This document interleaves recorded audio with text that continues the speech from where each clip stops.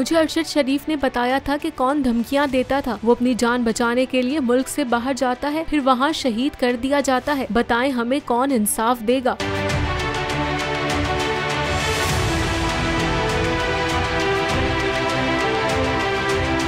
इमरान खान ने गुजरांवाला में हकीकी आज़ादी मार्च के शुरा से खिताब करते हुए कहा कि हमारा मुकाबला मुजरिमों, राना सनाउल्लाह जैसे कातिलों से है। अपने हुकूक के लिए हमने कानूनी और आईनी जंग लड़नी है। साबिक वज़ीर-ए-आज़म इमरान खान ने तनकीद करते हुए कहा कि राना सनाउल्लाह जैसे कातिल, शरीफ जैसे चोर और जरदारी माफिया के आगे कौम नहीं झुकेगी। हम इन चोरों से आज़ादी चाहते हैं। मैं इस्लामाबाद धरना देने नहीं बल्कि हकीकी आज़ादी का जिहाद लड़ने जा रहा हूँ।